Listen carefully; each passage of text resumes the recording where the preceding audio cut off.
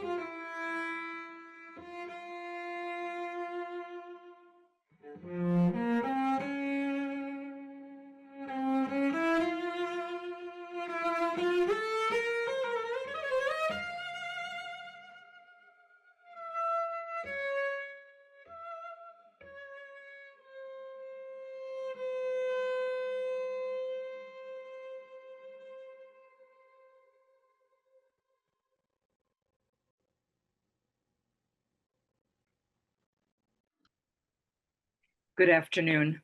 My name is Anat Bar-Cohen, and I'm a board member of the Generations After in DC, and also a daughter of two Holocaust survivors.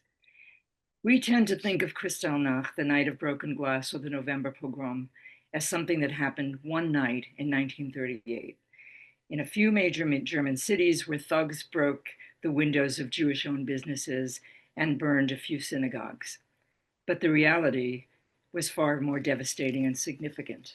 As we will hear today, this was a state-sponsored, orchestrated 2 days of rioting, violence, and murder, meant to look like a spontaneous public outburst of Jew hatred that spread through Germany and into Austria and Czechoslovakia. It resulted in the destruction of many hundreds of synagogues, the decimation of thousands of businesses, the murder of Jews, the deportation of thousands to concentration camps, and the looting of hundreds of homes. The world heard about this event, and President Roosevelt denounced it. The Kindertransport began transporting Jewish children to England to save them. But nothing significant was done to censor the German government or stop them. For 87 years, we have commemorated the November pogrom. But this afternoon, we will try to understand what it actually can teach us and whether there are signs of an upcoming contemporary Kristallnacht. We'll take a look at how this could have happened to the cultured world of German Jews who were so integrated and seemingly valued in their society, and what we can do to prevent a repetition of history. Unfortunately, one of our speakers, Amy Spitalnik, will not be able to join us due to a sudden emergency. But we are so fortunate to have Professor Michael Brenner in dialogue with Dr. Peter Gengler to address this crucial issue on this significant day. Professor Michael Brenner holds the Seymour and Lillian Abinson Chair in Israel Studies as Director of American University's Center for Israel Studies, and since 1997 has been Professor of Jewish History and Culture at the Ludwig Maximilians University of Munich. He has had visiting appointments at numerous universities and serves on many academic boards, and has been the recipient of numerous prestigious honors and awards. He is the international president of the Leo Baeck Institute for the Study of German Jewish History. Professor Brenner has authored 9 books, including his most recent, In Hitler's Munich, Jews, the Revolution and the Rise of Nazism, and he is co-author of the 4-volume German Jewish History in Modern Times and editor of 19 books. Dr. Peter Gengler is a historian in the Office of the Senior Historian. Help me deal with kids. In the please make sure to mute yourselves. In the Mandel Center of the United States Holocaust Memorial Museum. He received his PhD from the University of North Carolina. Before joining the museum, he taught the histories of modern Europe, fascism, and the Holocaust at Duke University, North Carolina State University, and the University of North Carolina. His specialization is in modern German and East European cultural, political, and military history. After the conversation, there will be a Q&A. So please enter your questions into the chat as they occur to you, and we will do our best to address as many of them as possible after the presentation. So without further ado, please welcome Professor Brenner and Dr. Gengler. Yes, thank you so much for the kind introduction, and many thanks for the opportunity to be a part of this very important conversation. And of course, thank you very much to the audience for taking time from your Sunday to be here. And I think despite last minute changes, I think we're going to have hopefully a very fruitful conversation and an important conversation as we ponder the history of the so-called Kristallnacht and its lessons for us today. Because as many of you probably know, the events of 1938 are a poignant reminder of the dangers of unchecked anti-Semitism and when ideologies of hatred combine with democratic backsliding. But with that in mind, I would like to begin this conversation. I think we all kind of know what Kristallnacht is, but Dr. Brenner, this pogrom was a response to a very specific event, namely the shooting of a German diplomat in Paris by a Jewish teenager. Could you explain a little bit about how the events of November 9th and 10th unfolded?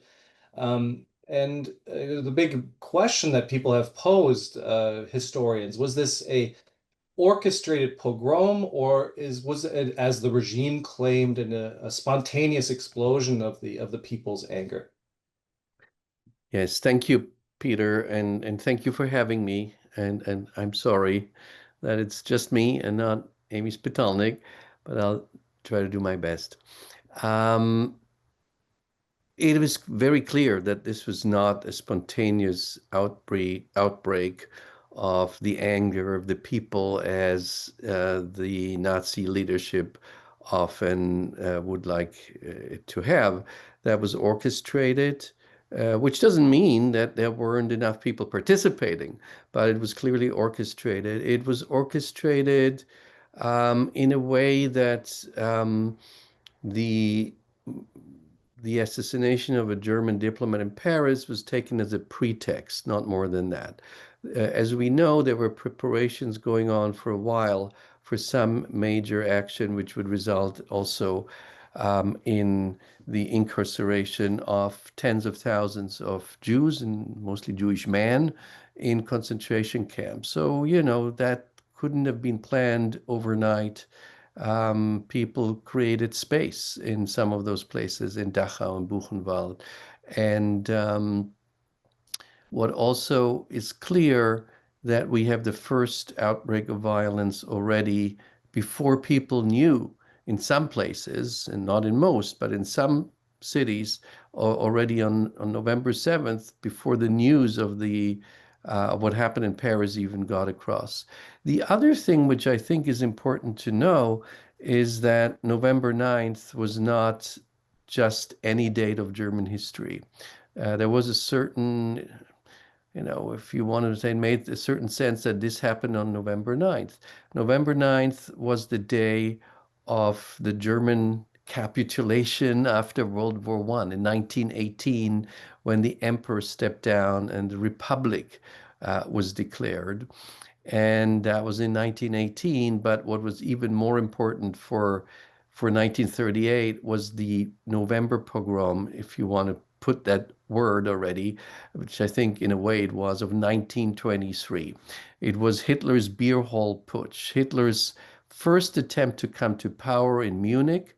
And what is much less known is that in Munich, there were pogrom-like scenes on that night as well. So on November 9th, 1923, there were Nazis, of the still young Nazi movement in Munich, destroying Jewish homes, even taking hostages, not only Jews, also political opponents, especially socialists.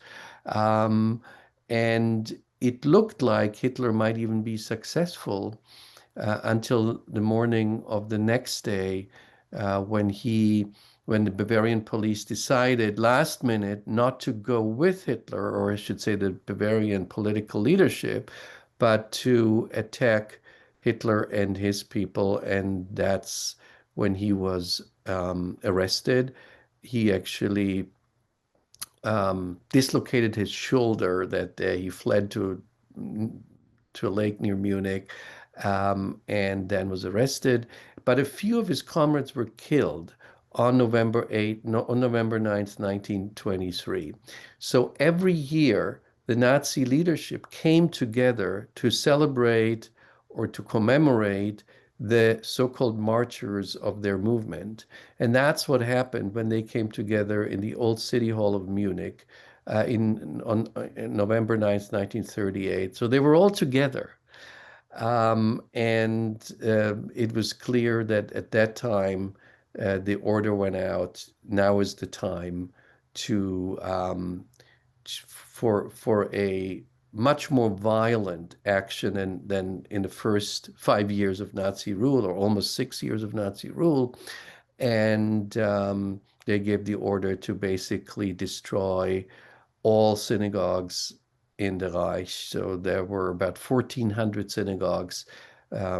Most were burned down, but there were those, because people feared that the neighboring houses would suffer, where they were only destroyed from the inside. And but I think another important, and I'll end with this, another important thing to know, of course, is that it's the term Kristallnacht is a euphemism, and it's I think most of you, of course, are aware of that. In Germany, it's basically taboo to even use the term anymore. I am also not always very happy with the term pogrom, but we can discuss that later. It's hard to find a good term, but the term Kristallnacht means really the night of the broken glass. And yes, there was a lot of material damage. There were a lot of not only synagogues, but Jewish stores and Jewish apartments and houses also being destroyed, and a lot of glass in the streets. But tens of thousands, about 30,000 Jewish men were arrested into concentration camps. And by the way, most of them were still able to leave those camps by summer of 1939, if they declared that they would be willing to leave Germany and to basically leave their property behind. But tens of thousands of men were arrested. Others were injured. And we know by now that probably about 300 Jews were killed that night, and a larger number than that died by suicide in or after that night.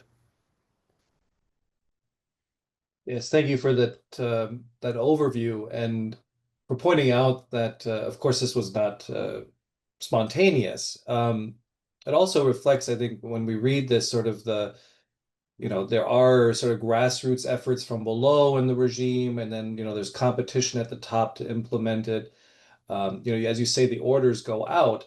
But of course, this came on the heels of long-term discrimination, right? In 1938, we've already had 5 years of sort of anti-Semitic legislation that has been passed, a sort of pushing to the margins of society. And Germany has been transformed into a deeply anti-Semitic state where anti-Semitism is part of the policy. And yet, despite this, Kristallnacht surprised a lot of people. including the victims themselves. Could you elaborate on how Jews specifically in Germany, maybe even abroad, but how the victims themselves living in relatively highly integrated Germany before 1933, how they saw this watershed moment and why, and one often hears, like when I teach, why did it take so long for them to maybe comprehend the dangers? How does Kristallnacht factor into this sort of long-term evolution? Yeah, no, that's a great question. So yes, in contrast to Jews of Eastern Europe or other parts of Europe, German Jews had a long time to, in a way, prepare, prepare in quotation marks, for what was following, and for the ultimate murder. Um, and I think that might have been part of what was so tricky because even though a lot of persecutions and discrimination started right in 1933, it was gradual.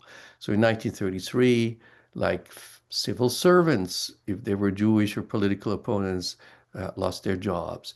And a lot of other professions in the following time, like, lawyers and doctors, and if you were an actor and actress, or performed at a German stage, you could only perform within the Jewish kind of cultural ghetto and then the Kulturbund, the Jewish Cultural League, and so on.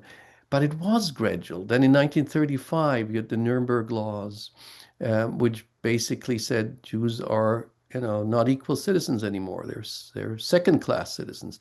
It may be surprising today, but some Jews said, "Oh, okay, now we at least know where we are," and that's being defined. And most Jews, as I would say, many of the non-convinced Nazis within the German population, thought, we have had so many governments before 1933, so many different um, prime ministers who came and went, and Hitler won't last forever either.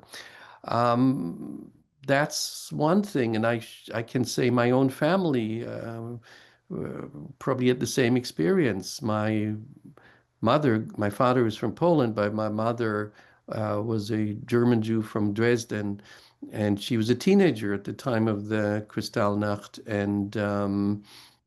and for her, that was very real. She died a few years ago, but she wrote a book about her experience growing up, and also um, talked to me a lot, and talked to Jewish students. She lived in Germany her whole life, um, and uh, I think for her, like for so many others, it was also a wake-up signal, and that's kind of the irony. I think the um, the pogrom of November 1938 ironically, saved the lives of many Jews in Germany, because they finally understood there is no future here anymore. Even if we, want to see it in the best colors, that's it.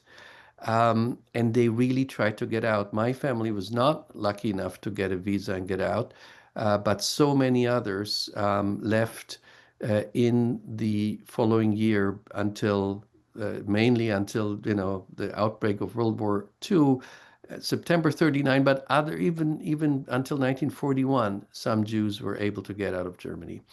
And they might not have done that had they not seen how radical this regime is. And I should say that the November 38 only came as part of a culmination of more and more and worse and stronger anti-Semitic discriminations throughout the year. The J, which was stamped in the passport of every Jew, so they would be recognized at the border. Actually, it was the Swiss who wanted that, so they would see who comes through their border.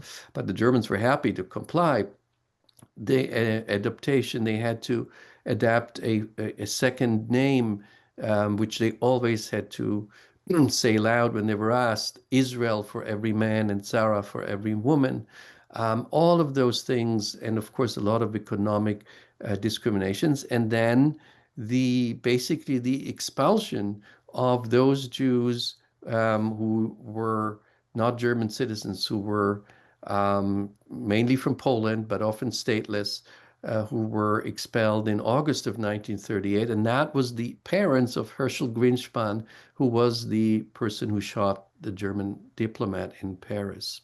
Um, so I just want to end answering this question by saying um, we all have to tell ourselves and ask ourselves, when is the point to leave, right? When is the point to realize there is no way of staying? Um, and don't forget, it was so much more difficult to leave your home and maybe your country and your continent in the 1930s than 100 years later.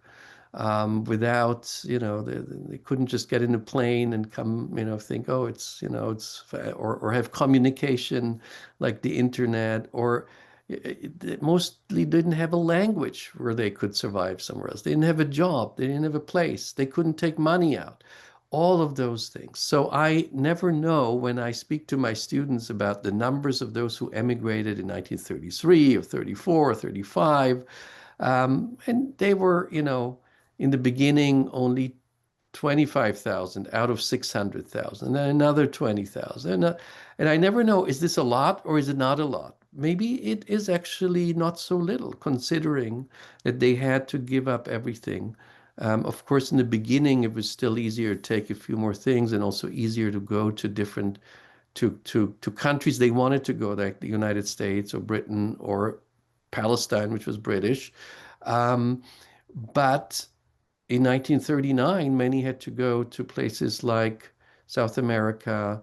Some went to East Africa, Kenya, which was British. Some went to Shanghai in the end, which was the last place where they could get in.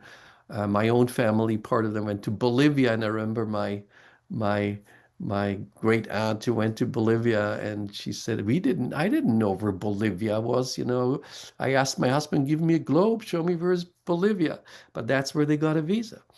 And so it wasn't easy. But I think after November 38, very few still really tried to stay, and at least didn't try to get out. Thank you very much for that personal insight, because I think it is easy sometimes for students and people to forget, like, I heard that every time I taught, like, why were they not more proactive? And I think you explain that very well. Like, where do you go? Like the practicalities of that. But of course, many, we see this in the sources all the time. People said, I'm not Jewish, I'm German, right? And um, immigration was a young person's game. If you look at the lists of victims, it's always striking how many were born in the 19th century. And so it is, thank you for that reminder. Um, you mentioned earlier pogroms, whether this is an appropriate term, in defining it, it's sort of often a key component of pogroms, of course, is that it's spontaneous or semi-spontaneous. And I think a lot of German Jews could say pogroms, that's something that happens in Eastern Europe, but now it happens here on our streets, in our homes. And also, I think that is we saw the images at the beginning of the slideshow. What always strikes me is the violence. It's very intimate. The perpetrators go into the homes, they know who the victims are. And we know from the testimonies that this dynamic existed in 1938 as it does in historical pogroms. Um, and yet, there's also that we have representatives of the regime barge in, there's participation from ordinary people. There are also, we know, there is deep unease amongst the non-Jewish population. What role do you see in pogroms for their outbreak and for how they unfold? What role does the general public play? And their ultimate, even if they don't like it, their ultimate acceptance of this violence, right? I mean, their silence is, in effect, validating it. What lessons and parallels would you draw for our own contemporary world? Hmm. Yeah, I first want to, before I get to this, I just wanted, you're absolutely right, Peter. I just want to say that is so important what you said. It, you know, Kristallnacht or November pogrom was not extremely popular with the majority of Germans. That is, we know that because there were always secret reports from the district leaders of every German district, where people, listen to what do they talk when they sit in the pub and drink their beer, and what do people speak on the street, and so it was all reported, and we know that was not very popular. There was even division initially among Nazi leadership. It seems that Goering was not a big fan of what happened, not because he cared for the Jews, but he thought all the damage and all the material damage that was done is bad for Germany. And at some point, I think he said, we should have just killed 200 Jews. It would have been better than this. But I think they did also worry that it would look like, what it was, a mob taking and ruling the streets. And most people in Germany, as you might not be surprised to hear, liked order, rule and order. And that was not orderly. That was, glass all over, broken windows, um, even the flames, not only destroying the synagogue. It was not a beautiful scene to watch, unless you really were into violence. So we know that that was not popular, and I think the Germans drew their lesson from that. Um, they were not less violent after that, the Nazis, but they would hide it in different ways. Maybe one reason that the ultimate crimes, the death camps, were not erected in Germany proper, but in occupied Poland. I mean, there are many reasons for that. Um, but you don't have kind of a repetition of that pogrom in the same way, either not before or not after.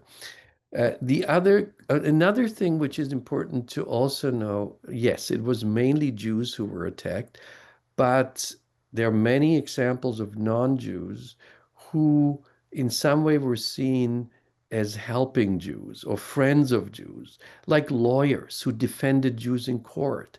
And the mob came into their apartments. They were not, as much as I know, not put into concentration camps, but their apartments were attacked. Some of them were openly shamed in streets of towns. And another thing you said is so important, especially in the smaller towns. Everybody knew each other. These were neighbors, and they were now open, and there were clear instructions that the police should not come in and not take, not stop the violence. The fire of should not come and extinguish the fire, and so on. So in that respect, yes. I mean, you asked, I think, about what we learn about contemporary. Look, this is very hard. I always find it difficult to compare anything from Germany 1930s to today.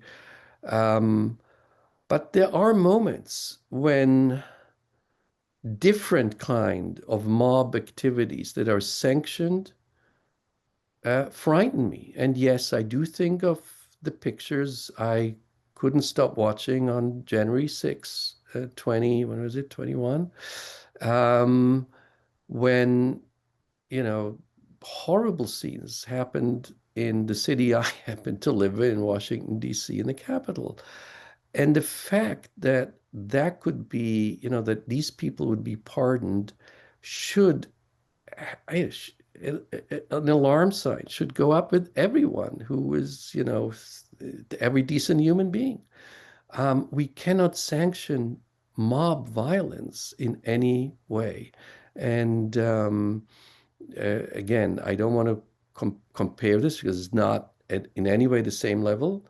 But mob violence should be an alarm sign that should not be sanctioned by any government. Yes, thank you. That is, it sets up the next question, which with Miss Miltonic would have. I was thinking that she would weigh in on this question, but I think you already alluded to the fact that like mob violence,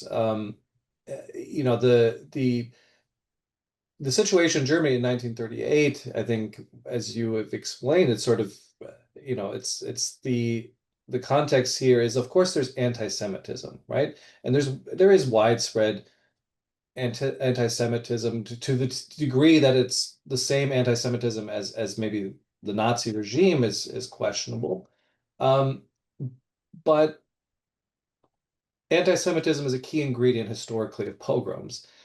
That alone cannot explain what happened in Germany in 1938. And I think that we can reduce it to a story of hatred of Jews. Of course, that's a very important. I'm not discrediting this at all. But for these sort of events like 1938, or if we go back into the 19th century, there has to be other ingredients. And I think in what do you identify makes this explosion of violence toward Jewish neighbors possible? Is it what is it a decline of civil society? Is it a lack of education? What are some of the things that you would say, you don't want comparisons, of course, but what are in addition to anti-Semitism, what are some of the other things that we need to watch for? Yeah, I mean that is really an important question, and I often think of stories both my parents told. My father grew up in Krakow, Poland, and anti-Semitism for him, and he was born in 1916. Anti-Semitism for him growing up in the 20s and 30s, before Nazis invaded Poland, was just a daily experience. He said, when we were kids on Good Friday, we wouldn't go in the streets because we know the other kids would throw stones at us after, they came out of church and heard that we had murdered Jesus, right? Um, it was just part of it. My mother, on the other end, who was born in the mid-20s in Germany, she said, I didn't experience anti-Semitism as a child. For me, after 1933, that came that was new. I mean, I knew it existed, but my parents kept it from me, and it wasn't something I experienced as a young girl at all. And I think that is kind of typical. If you would have asked people, even in 1920, certainly in 1900, where do you expect those, anti-Jewish violence, would you expect it to break out? Probably most would not have pointed to Germany, but Eastern Europe, maybe even France after the Dreyfus affair. But it happened in Germany. And like so many historians, we all ask ourselves, why Germany? Um, and I don't think it was that anti-Semitism, anti-Jewish hatred was more deeply rooted than in other societies. It was used and it was there, no doubt. But Germans maybe followed these orders in a different way, and maybe in some ways, and that, I mean, these generalizations are very problematic, I know, and I don't have to give footnotes here, but if I think of Italy, a country with a longer history than Germany of fascism, um, even after 1938, when Mussolini adopted anti-Jewish laws, there was a lot of empathy within the population, and a relatively large number of Italian Jews were hidden and survived in hiding. But not, I wouldn't say the same. Yes, there were, of course, Germans too who helped, of course, but a small number. Mm. And that kind of empathy and even risk taking, and we all have to ask ourselves always, what risk would we take if our neighbors would be persecuted, if they're not Jewish, whatever. I guess it's hard to give an answer, right? We wouldn't necessarily be heroes and risking our own lives. Um, But we see it more in Italy. We see it maybe, Denmark is a very special case and all that. So I think in the end, it has not to do so much with anti-Semitism having a deeper roots or stronger traditions in Germany than in Poland or France, but in some kind of more willingness to follow even inhumane orders. And that, of course, might happen in every society. Yes, I think it's an important, I forget this. It's like the universe of obligation, right? If you were walking down the street and somebody were laying there in distress, you would see them as a person requiring help, right? And that people that you see as part of like that you have obligations to. Um, but of course, in Nazi society, they were gradually pushed out. And one of the things that always struck me when, of course, I went to University of North Carolina, Christopher Browning, he always Yeah. made an important point that always like struck with me is that if you see these anti-Semitic legislation that's passed, it's aimed, and especially by 35, where of course the Nuremberg laws are targeting sexual relations, right? But it in effect breaks all relations, right? And that you even have Jews who say to their German friends, like, please stay away for your safety, right? um, that these bonds are broken, and that by the time we get to 1941, where people are beginning to be deported, the reality is that Germans have not had contact with fellow Jews for 6 years. And that always struck me to think about like this gradual marginalization that then permitted this violence, I think, where most people, Jews had been systematically just pushed to the margins, right? And they were sort of, I guess, for lack of a better word, out of sight, out of mind, right? Yes. That this just enabled further persecution. Um, I think that always stuck with me. A couple more questions. I think we want to take then questions from the audience. Obviously since October 7th, and we've seen a rise of anti-Semitism, a very ancient hatred, but of course it makes there are different variants of anti-Semitism, as you've already kind of pointed out, religiously motivated or racially motivated. Um, how do contemporary expressions of far right or far left anti-Semitism draw on older stereotypes? Sometimes we don't even, I think, a lot, especially for non-Jews, they don't recognize some of these cues, I guess. And where do you see a dangerous intersection of anti-Semitism with, whether that's state-sponsored or non-state, and contemporary discourses? Is that something that you see that clearly alarms you, or what are your thoughts on that? Yeah. Well, when we saw the initial images for this event, and there were the victims of the Tree of Life Synagogue of Pittsburgh, right? I mean, 10 years ago, 20 years ago, who would have thought, honestly, in America that we would be at a point where we are today? So there's no denial that anti-Semitism today is at a level which many of us, I believe, would not have imagined in America. Um, but there are two developments that worry me. One is the worry about democracy in this country, and the other is the worry about anti-Semitism in this country and worldwide, and democracy worldwide too, by the way. Um, and when they intersect, then it's especially dangerous. In terms of the worry of democracy, I don't think, I have to go into detail. It doesn't have to be, party related. But what we have seen in the last year is worrisome for me and for anyone who takes seriously any lesson from the 1930s and from societies, you know, moving away from a kind of open and liberal democracy to a more authoritarian one-man rule.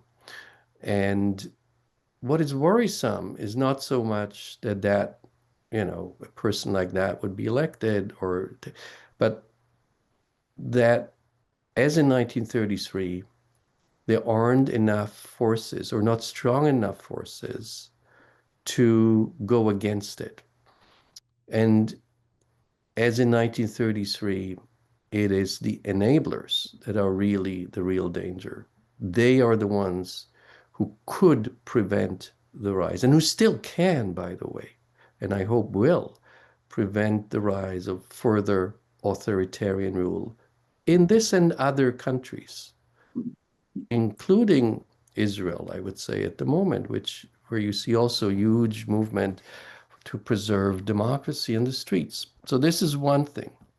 But then you have a, worrisome movement of anti-Semitism, which is, you asked me about parallels and differences, of course, is different today because we have Israel. And that goes both in favor and against.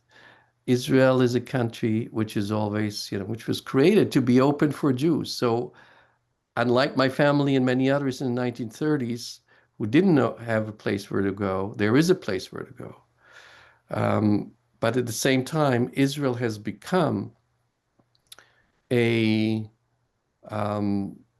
projection for anti-Semites. And I'm not saying that every form of, definitely not criticism of the Israeli government. Most Israeli criticize their government. But the rejection of the idea of Israel as a state that should exist, where by now almost every second Jewish person in the world lives, is very problematic. And if in the largest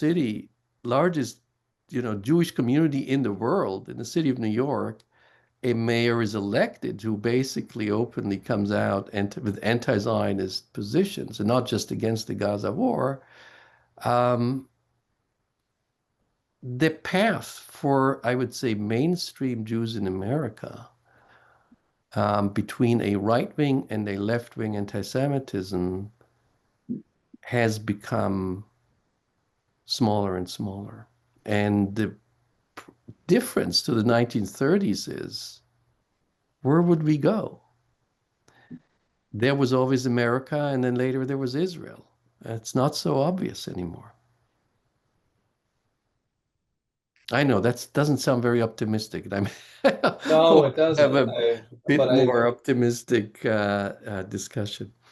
But I But think it's a gloomy moment in history, no doubt. yes. I think at the beginning of when you were responding, and I think this is true for German Jews. I think German Jews was very much the fate and the prospering of German Jews was very much tied to the resilience of democracy in Germany. And when democracy went, I think I think that's a poignant reminder to also get back to what we were discussing earlier, that it's not just anti-Semitism, but there is, of course, democratic erosion is a huge part of this, right? And I think I'll have one more question because you ended on a somber note, and I think maybe it's easy to feel overwhelmed and to feel fatalistic about these sort of things, and maybe people in the audience can chime in when we open the floor to questions. What role can ordinary Americans play in this moment? We feel powerless to change things. The news, is overwhelming. Are there practical steps that you would see, like, okay, run for office, or, education? These are very kind of amorphous or very vague things. Are there concrete steps where people can take to safeguard their fellow Jewish citizens, or indeed other marginalized and vulnerable groups that also may be facing persecution in sort of these sort of early stages of alarming bigotry that can grow into something more terrible? Yeah, I think your last point is really well taken. I think we have to realize, there's this important saying by Martin Niemöller, but when one marginal group is being persecuted, it's always a warning sign to Jews. So if it's immigrants, even, if it's Muslims, if it's another religious group, another ethnic group, It's not a good thing for Jews, and Jews should never be part of that. So that's one thing to see that we're part of a larger wave of persecution once another minority group is persecuted. What can we do? Well, I think everybody has to decide that for himself or herself. Um, as an educator, I still think it is very important to do what we're doing to teach people, even if it's a small group that reaches the message. But it's important to, especially in our time of fake news and of lack of knowledge, to provide as much as we can. I think it is important for everyone to stand up. If there's a one lesson from the 1930s, I would say it's to stand up and defend democracy and a tolerant society, because it is easy for a small group to destroy these values if the larger group doesn't defend them. So everybody can do this in their own way, but don't be passive. That's the only thing I can say. Thank, Um, thank you for those words. Yes, sorry, I'll hand it over. We can open the floor to questions. yeah, I just wanted to say that, this has been incredibly enlightening and thoughtful and insightful conversation. And I wanted to thank both of you for having this really significant conversation with us. Um, and I'm sure it's stimulated a lot of questions, and we have a whole bunch that have come in through the chat. So let's start answering some of the audience questions, Peter. Sure. I'm seeing a little bit in the chat. I think why not a for the historian to sort of a easier maybe than a big a question that requires a huge answer. Well, you mentioned the arrest of the 30,000 mostly male Jews, mostly as a mechanism to ensure emigration, right? Um, in order for them to be released, did they have to already prove that they had applications, that they had papers in hand, or was that did you have to have documentation in order to be released, or was it sufficient to just sort of say, I promise I'll be out of here within 6 months? Well, it depended a little bit on time and place, but not everybody was released had already a visa to go. But I think it definitely helped if you had one, and if you had shown that you had applied for one. Um, and most of the people, and I don't have the exact number, maybe Peter knows that better. Most of the people who were freed from those, concentration camps in 1939, were still able to make it. That didn't mean they survived. Some went to France or what was left of Czechoslovakia, or to Holland, and then they were later caught by the Nazis and deported and killed. So not everyone who made it out survived, but a good number did. And it's often, especially among younger people, it's conflated because no, the concentration camps of Dachau and Buchenwald and a few others in 1939, they didn't have gas chambers. They weren't like death machines. Of course, some people were killed there, and some people died because of the horrible circumstances, but they were not Auschwitz and Majdanek. That was a very different kind of camp. Yes, and I don't have the numbers, but I know that, of course, if you were imprisoned, a lot of people had ongoing applications, or the family members then began this application process. But of course, the waiting lists were immensely long if you wanted to get into the United States. And the other thing that I think sometimes people don't realize is, of course, we talked about this gradual rise. By the time German Jews with Kristallnacht, this was a wake-up call, right? In Austria, right, where basically the 5 years of Nazi anti-Semitic legislation were implemented overnight, people were much more willing to emigrate. So the disastrous effect was that the visas were already being taken by Austrian Jews. So like that so that increased sort of the wait list, right? So um, I think that was another hurdle. It was logistical. Yes, now we're ready to emigrate, but of course, there's a longer line that is formed. Um, I had another question. We were jumping from the history to contemporary politics. You already mentioned the candidate for New York Mayor, Mayor Mamdani, that he has engaged in what he would say anti-Zionistic rhetoric, that it's not anti-Semitic. How do you differentiate between anti-Semitism and anti-Zionism? And is this just a nice little cute shorthand for you know avoiding allegations of being anti-Semitic, or do you see that there could be legitimate criticism? You already mentioned that there's many Israelis who are critical of the Israeli state. How do you see the difference between anti-Semitism and anti-Zionism?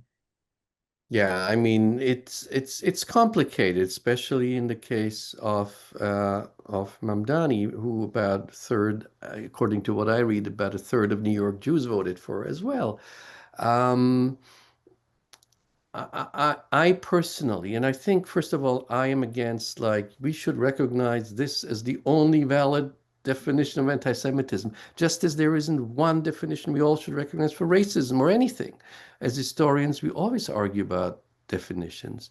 So I personally would say that the refusal to recognize that Jews have a right to their own state in my view, is anti-Semitic. I'm not saying everybody has to recognize that because it measures Jews very differently and forgets that why this state was founded. This state was founded as a result of a lot of things, but especially of the Holocaust.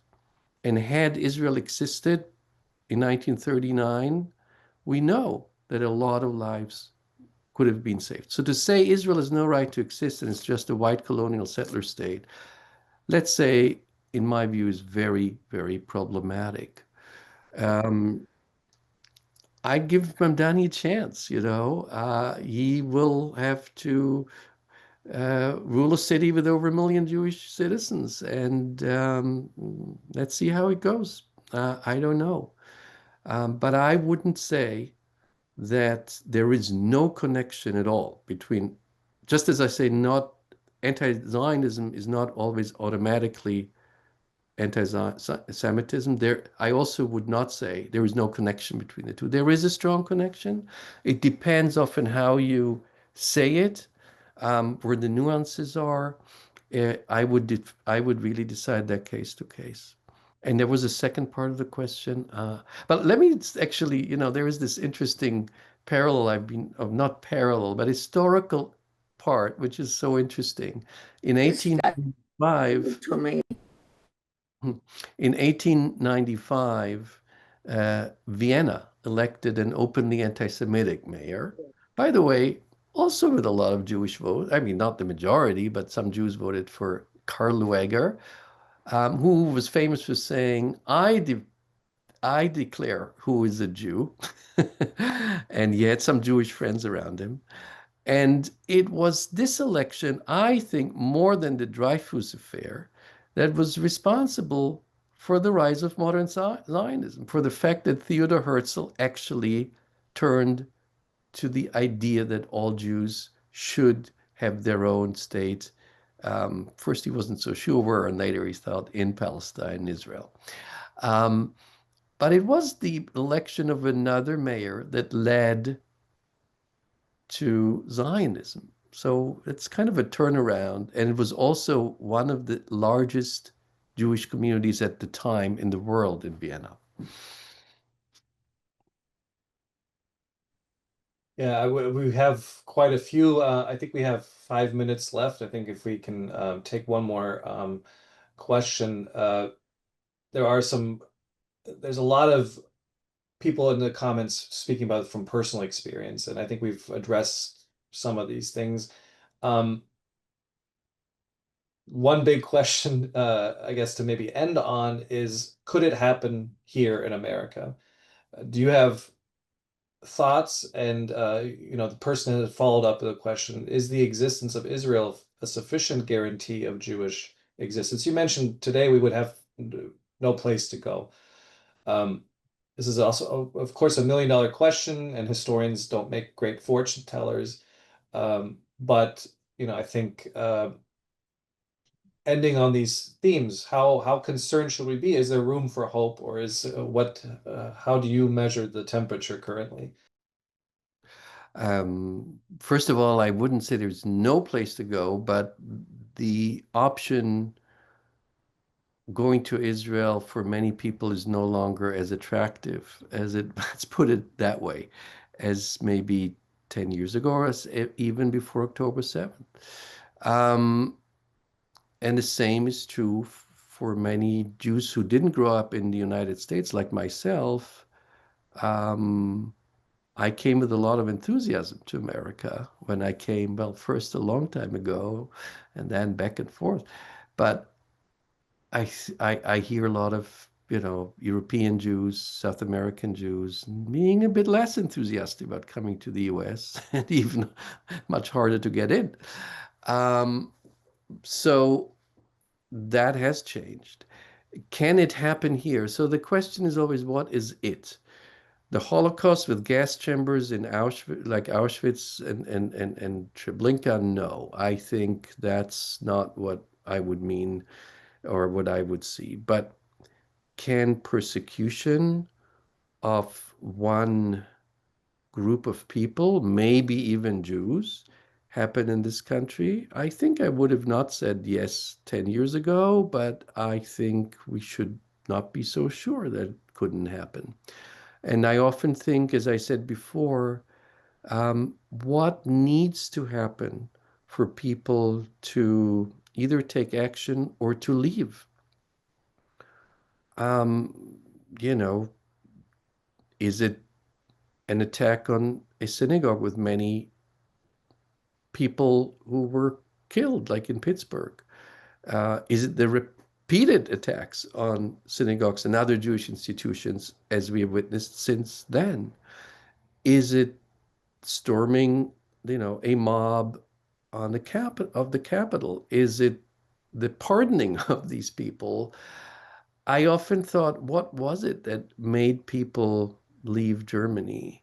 And yes, we do not have a state-sponsored anti-Semitism here. Um, but I think more and more we see state-sponsored campaigns against other group of people.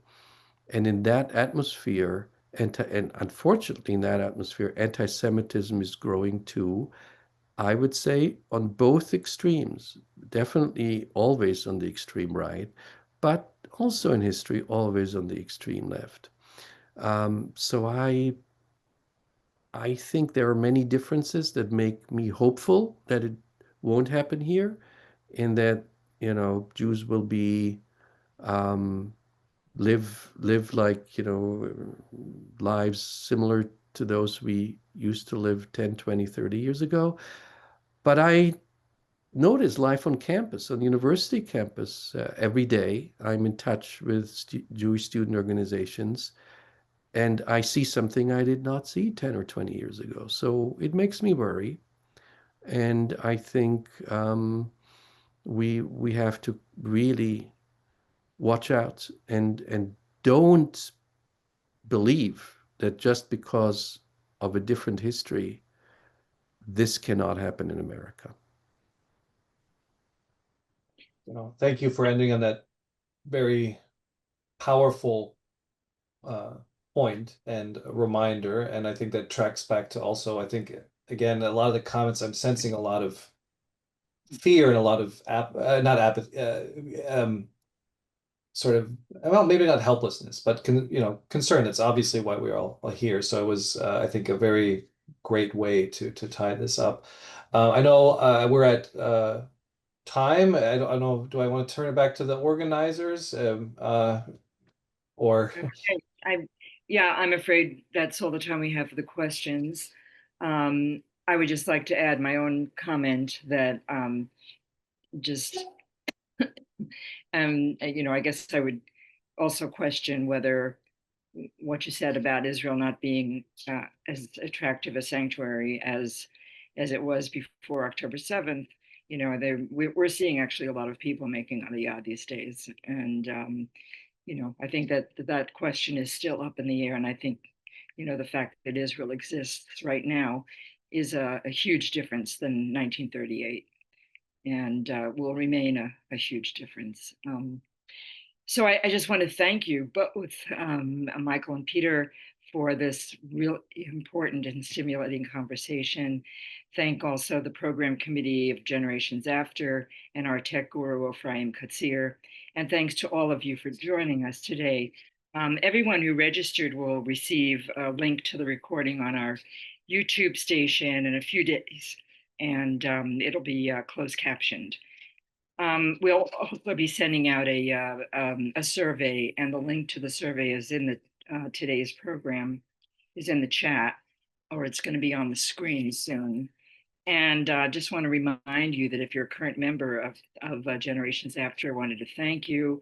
And if you'd like to become a new member or renew your membership, please join us. Remember that only paid up members can participate in our Speakers Bureau, the book group, and our writing groups. Your dues also contribute to survivor welfare and the continuation of Remember a Child and programs such as today's. We're happy to receive a one-time donation for this free program as well. Please visit our website at genafterdc.org to learn more. And also a reminder that in December, there'll be 2 special programs, and that information will also be on the screen, and the registration links are in the chat. So Can I add one sentence? Yes. I just also want to say that next week, on November 16th and 17th, the Center for Israel Studies at American University hosts a major 2-day conference on American Jews in Israel. And for those of you in the DC region, you're all invited to attend. I can send you the information, Anat, or Okay.